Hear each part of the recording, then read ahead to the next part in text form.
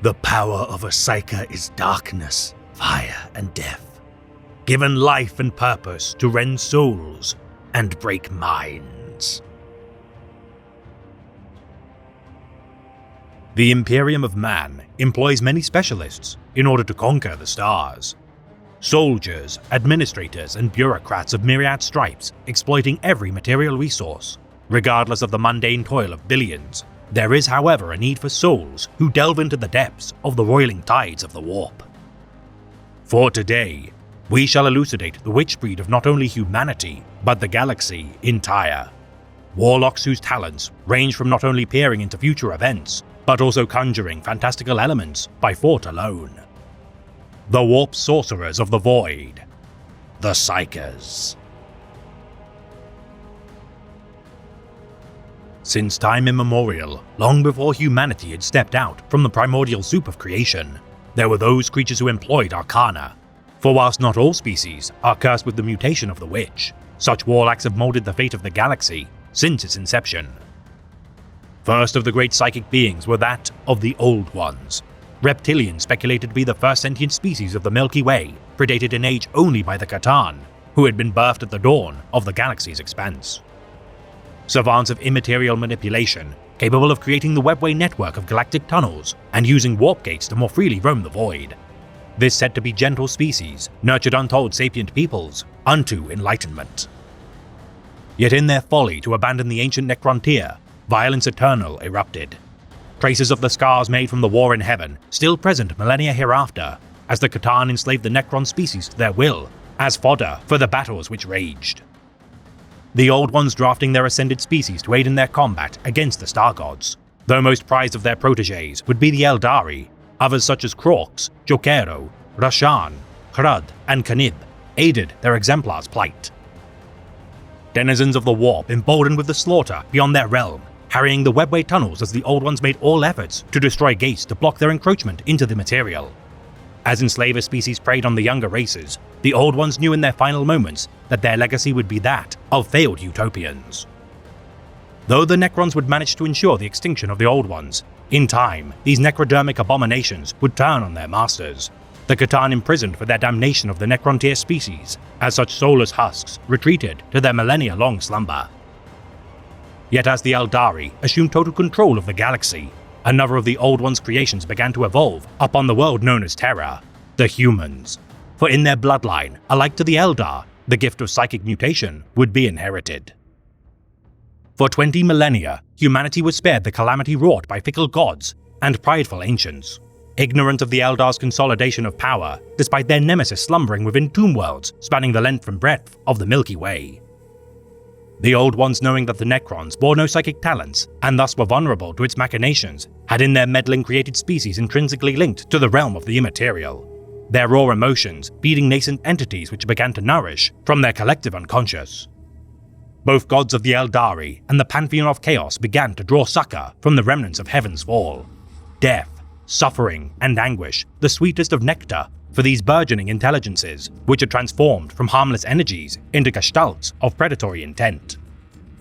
The realm of chaos had coalesced into a hostile force which in the end destroyed what remained of the Old One civilization. The younger races evolving into star-spanning empires with time, as the Eldari likewise fell to ruin as a result of their vices. And with the children of the stars laid low, an opportunity for a new species to seize power had presented itself. Humanity embarking upon the stars to create a golden age of technological pursuit. With the rebellion of the Men of Iron, mankind reverted to barbarism in order to stave off the law of artificial intelligence and its malign influence. Humanity rife with psychomutations since the Neolithic Age. By the era of the 22nd millennium, documentation had begun to unlock the mysteries of such individuals, as every world of the star-spanning empire of mankind found traces of their presence. By the midpoint of the era known as the Age of Technology, a resurgence in such mutations began to occur. Minor outbreaks of warfare resulting from despots using their powers at the expense of others, galvanizing superstition and intolerance of the Psyker to grow. Yet one man alone, the Emperor of Mankind, would rally humanity to once again take to the stars, the most powerful known Psyker in existence, who stole power from the Pantheon of Chaos to ensure his species' revival.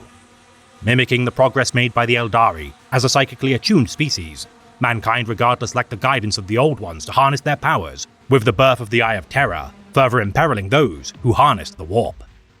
Demonic possession, a constant risk as a result of human psyche's experimentation of their powers. As a result, the Master of Mankind, with the Great Crusade close to its conclusion, decreed that only sanctioned psychers may utilize their powers.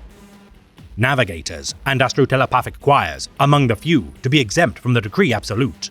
For all his flaws, the Emperor knew that unregulated psychers would run amok across numerous Imperial worlds should his will not be enforced. The notion of sanctioned psychers remaining established with the conclusion of the Horus Heresy, the training division of the Adeptus Astrotelepathica, the Scholastica Psychana, ensures potentially useful psychers with great willpower shall serve the Imperium. While some shall be sent to the Space Marine chapters to begin their trials as a Librarian Lexicanium, others shall remain within branches of mortal ranks as Battle Psychers or Primaris Psychers of the Astra Militarum. Advising high-ranking officers of the Guard with accounts of their foresight, each Battle Psyker faces challenges when cooperating with Astra Militarum officials due to their varying degrees of mistrust in Arcana. Every encounter waged by a sanctioned Psyker risking their own immortal soul as a result of their toil. It is not by any means rare for accounts such as cranial explosions to occur during particularly stressful engagements. Those incapable of controlling their abilities, dubbed as Weird Vein Psychers. Often such benighted souls are not fully trained graduates of the Scholastica Psychana and are deployed by grim necessity to ailing war zones no matter the fallout from their actions. A constant threat to their regiments, inadvertently injuring their allies during their tenure. The gaze of a commissar is always present for sanctioned psychers who spoil for a chance to put them out of their misery for their own good. Dubbed by Militarum grunts as bolt magnets due to their proclivity to end their career at the barrel of a bolt pistol. Should a battle psyker survive their campaign, they are typically reappointed to the Astra Telepathica, who will test their mental fortitude. Successful veterans promoted to the rank of Primaris Psyker and mentored in the use of techniques which allow for their siphoning of lesser psychers' power. Once deployed to the Astra Militarum, such veterans should be accompanied by a coven or circle of sanctioned psychers who are subservient to their will. Able to conjure more powerful barriers, see future events more clearly, and unleash more devastating volleys of lightning or even pyromancy. Such feats of sorcery, however successful, regardless do not diminish the scrutiny of the Commissariat, nor its many willing enforcers. The crudest forms of psychic expression, more than capable of rending flesh from foes with the use of force staves. Support roles such as astropaths are also a viable career for gifted psychers, able to send faster-than-light messages across immense lengths of space. Those without the mental discipline to become viable psychers nonetheless have their uses. Their raw power offered to the Golden Throne of the Emperor to ensure his vigil, as thousands of psychers are ferried by black ships to reach the throne world, and the Astronomicons need to devour the souls of 10,000 such mutants with each passing day. Should a psyker prove dangerous enough, with no hopes of reaching Holy Terror, they shall be executed with haste. The potential for heretic uprisings and demonic incursions of the warp, too commonplace to countenance mercy. Humanity likely enduring the next stage of its evolution, further hastened with the event known as the Psychic Awakening. Regardless of its potential to better the fate of mankind, the downfall of the Eldari Empire remains an ominous example of wherein such lofty ideals can lead. Many a puritanical inquisitor, assuring that for every 1,000 mutants born amongst the Imperium, a single psyker is born. While some believe the Emperor to actively be influencing such a rate of evolution, all that bears knowing is that there have never been more human psychers today than ever in its prior history. Such swellings of numbers are a double-edged sword due to the nature of chaos corruption, countering any benefits a psyker can give to the Imperium. Likewise to its involvement in the war in heaven, the Enslaver Plague once more harries the stars with such a groundswell of psychic phenomena. Psychers serving within the Emperor's Holy Inquisition, often the most competent and powerful of all such mutants of the Imperium. Their missions to hunt down rogue psychers enable the recruitment of their wayward acolytes, who when retrained shall serve the Master of Mankind as among his most ruthless scions. Though humanity has for millennia burgeoned to mayhaps the most powerful collective force of psychers in the galaxy by sheer numbers alone, for far longer the Xenos species have cultivated their own arcana. Foremost of all alien sorcerers are that of the Eldari, each and every one of their species bearing the capability to conjure immaterial energies, though with widely varying potency. Mastering the arts of precognition to stave off their inevitable extinction as their species slowly withers. With exception to the Master of Mankind, it is speculated that the Asuriani encompass the single most powerful psykers in the known galaxy, combining their abilities to create overwhelmingly powerful arts which invite the attentions of chaos. Should the Eldar waver in their disciplined use of their arcana, their very soul should be forfeit to the being whom they wrought, Slaanesh. Forming a caste of master sorcerers known as warlocks, overseen by their Farseer masters. Each war host of the Eldar relies heavily on such individuals to steer their campaigns, not toward glory, but survival. Supplementing their powers with hosts of aspect warriors to diminish their reliance on warp manipulation, those who tread the path of the Seer all spend 10 years as frontline soldiers to better attempt their path as warlocks, casting defensive spells. Craftworld Ulfway, undisputed in their possession of the greatest number and quality of their psykers due to their closeness to the Eye of Terror. Those of Craftworld Iandan, meanwhile, specialize in cultivating Spirit Seers, who guide their Wraithguard veterans into battle from beyond the skein of death itself. The Harlequins, utilizing their own kind of psykers known as Shadow Seers, such masters of phantomancy, mold illusions into tapestries of light which beguile and peel away at the layers of their target's sense of reality. Eldar Corsairs, employing not only Soul Weavers who seek out Spirit Stones, Wayseekers who guide their vessels through the tides of the warp, and also Void Dreamers who act as their equivalent of navigators. Without psykers within their midst, such followers of the path of the outcast would never seize their plunder across the void. Followers of the Daughter of Shades, the Inari, practicing the discipline of the Revenant to channel the Death God Enead's power. Such energies of restoration and soulbinding disorientate their enemies, whilst empowering their allies with siphoned life forces. Exodites of the Maiden Worlds, relying on means outside of the purview of their psychic talents, so as not to invite calamity. Their malevolent cousins of the Drukhari, meanwhile, atrophy their innate talents, and have created weapons, such as the Crucible of Malediction, which targets sorcerers. Their precarious domains of the Dark City, residing within the heart of the Webway. Should the Drukhari resort to even a seemingly innocuous use of arcana, the retaliation by the ruinous powers, especially by She Who Firsts, is nothing short of catastrophic. Thralls of the Chaos Gods, also keenly aware of their psychic potential, freed from the constraints of caution. Chaos Sorcerers delight in performing rituals which flagrantly defile their surroundings and weaponize the demonic entities of the warp to their own advantage. Thralls of the God of Change, Tzeentch, arguably the most devoted to the craft of sorcery. By virtue of their damnation of the Thousand Suns Legion alone, their numbers have swelled with masters of the forbidden arts. The Blood Legions of Khorne, outright disdaining all use of psykers within their midst, with only the meagerest of exceptions. While some traitor legions such as the Death Guard are hypocritical in their acceptance of psykers, others such as the Iron Warriors refuse such boons as a show of their principles. Green-skinned sorcerers, known to their kindred as Weird Boys, harnessing the Immaterium in a volatile and instinctual level of understanding. Uniquely for these Xenos, their abilities manifest as part of their belief in the Great Green, drawing from a collective psychic energy field. Every boy within their Wa, adding to the Gestalt energy, which is often described as a form of subtle background noise. As the fervor of battle begins, and more orcs draw together, this energy is intensified greatly, cultivating a palpable, unifying tension between their ranks.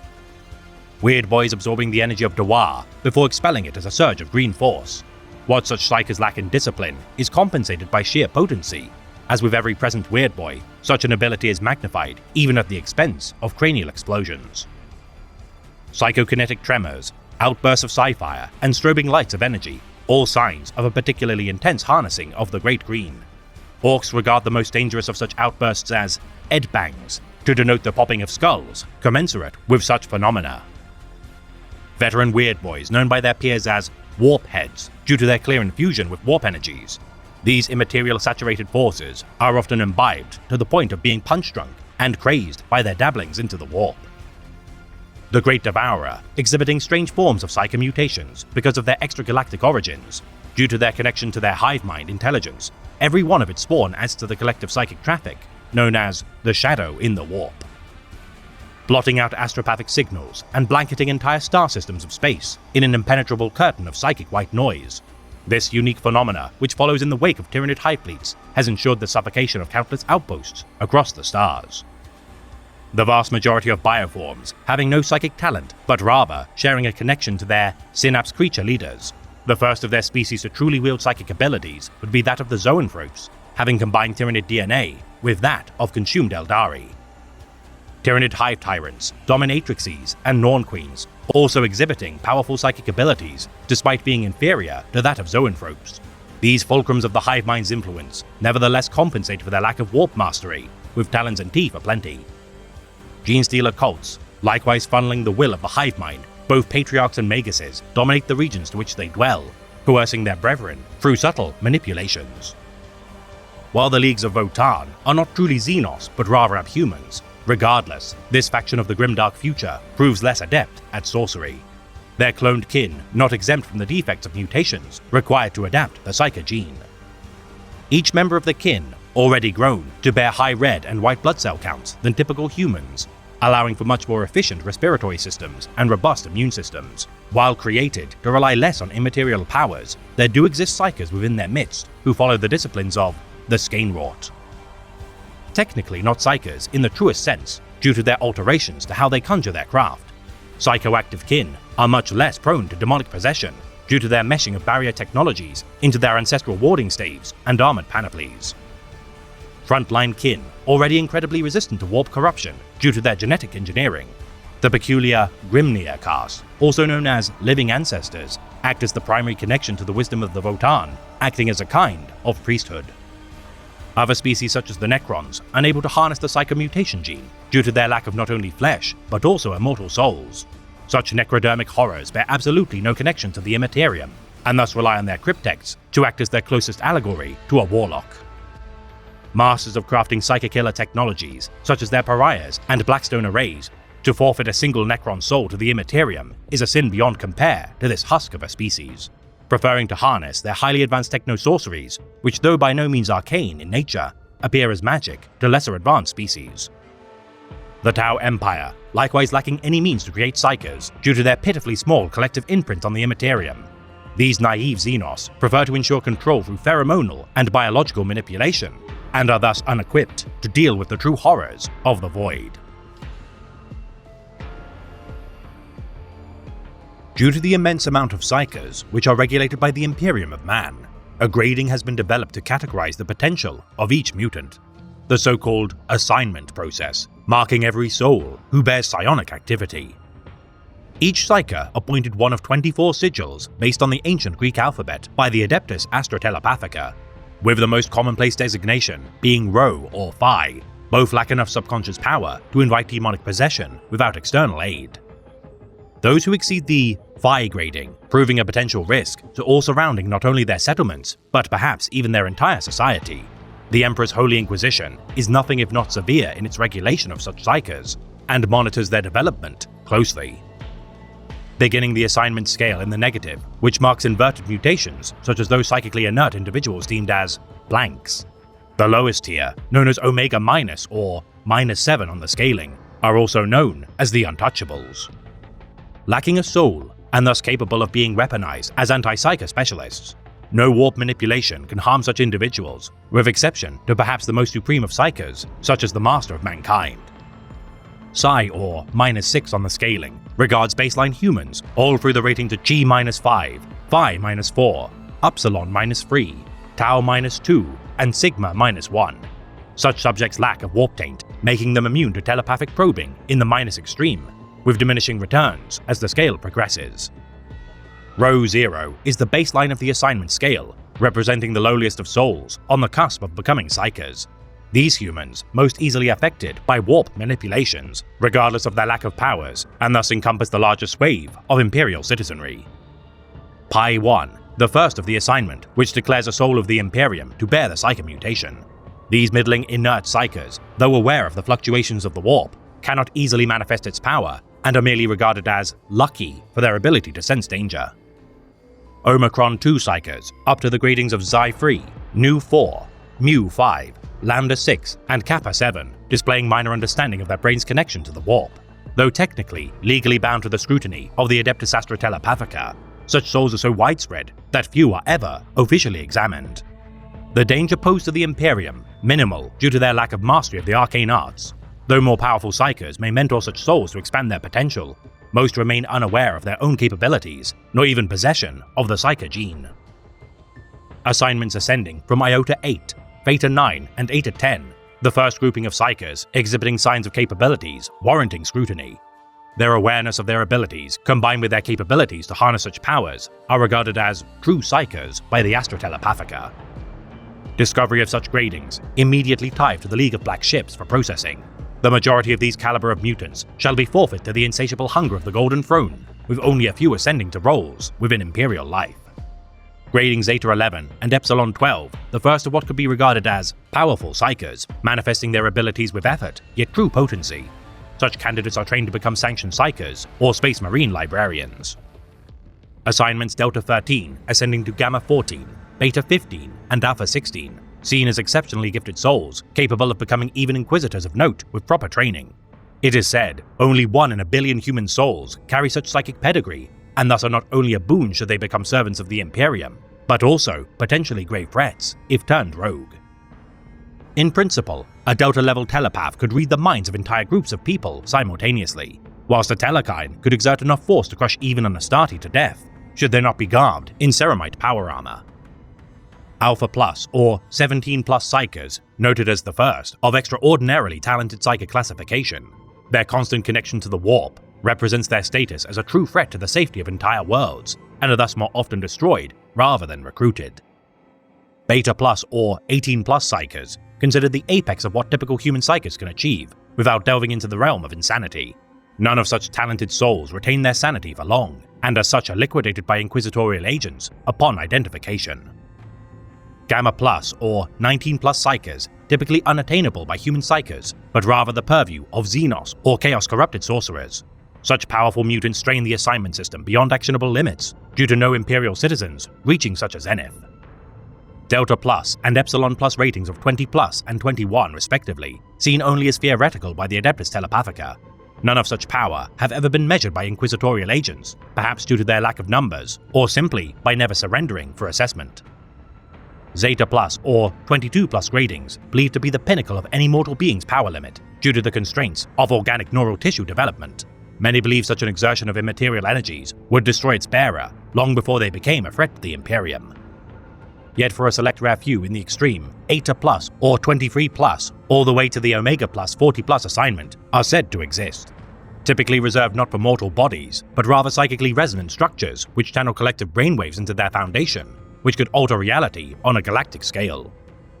Colossal in their power, capable of destroying even battle titans with a muttered phrase or mild gesture.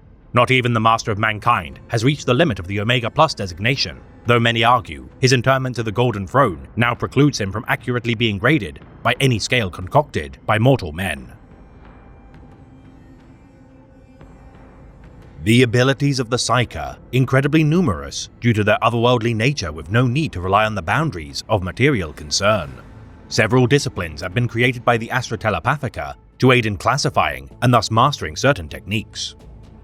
Each discipline a reflection of the user's own characteristics. While no Psyker is bound to a singular calling, doubtless their combining of magisteria shall create unique and peculiar variations between disciplines. Each sorcerer wielding the same elements transforming them due to the means of which they are harnessed. Whilst a Chaos Pyrokine may hurl a burning skull, an Imperial Psyker may cast a blazing twin-headed eagle instead. First of the notable Imperial disciplines is that of Biomancy, the method to which a Psyker can manipulate metabolic and biological processes in order to influence their subjects in both body and mind.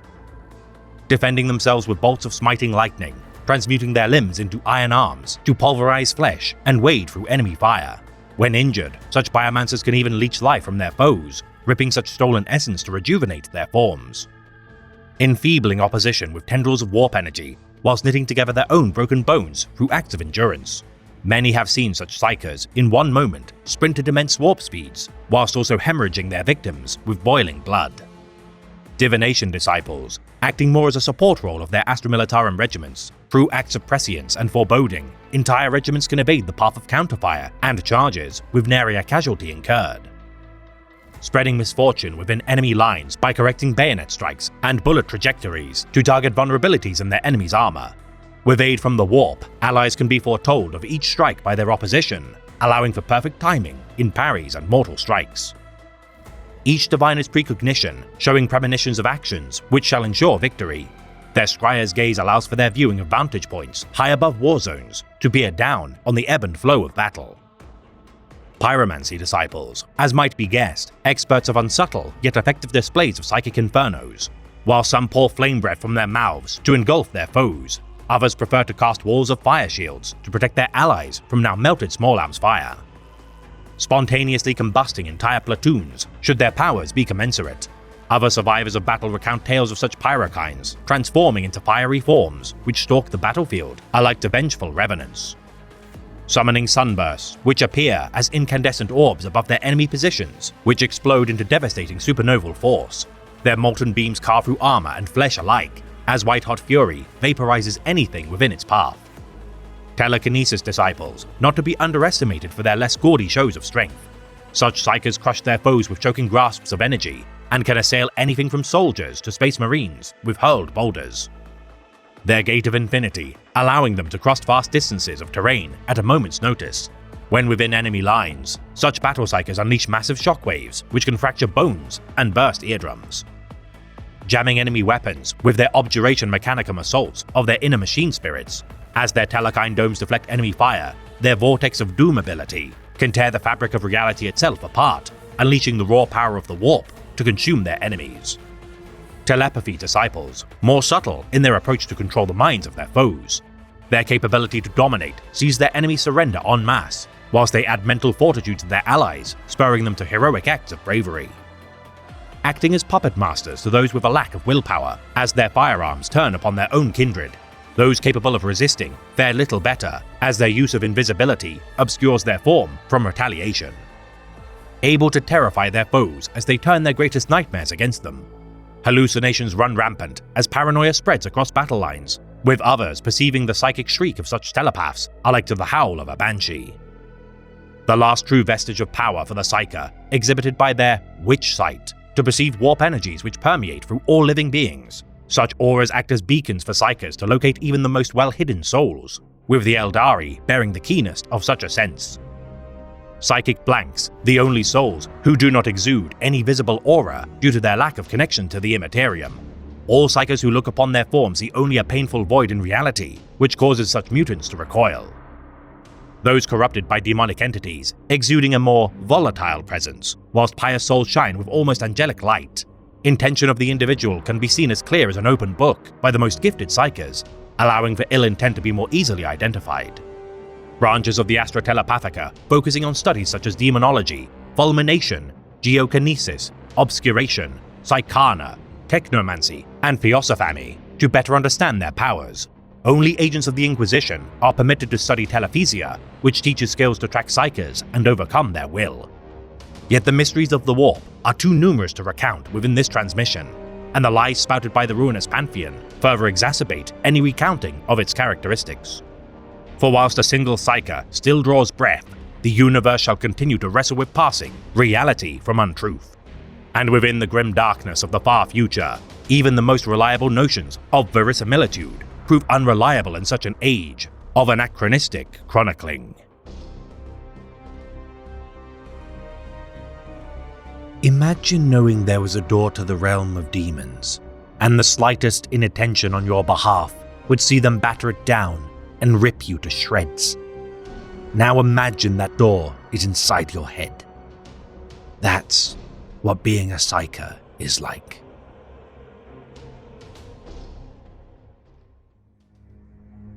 This has been a tale of the Great Imperium of Man, read by the Remembrancer. None of us choose the characteristics with which we are born, our species rife with variance in temperament, custom, belief, and physical countenance. Though none can reshuffle the deck of cards with which we are dealt, we can nonetheless play such values by our own choosing, the length of the game of life and its potential bounty shifting with each hand folded or raised.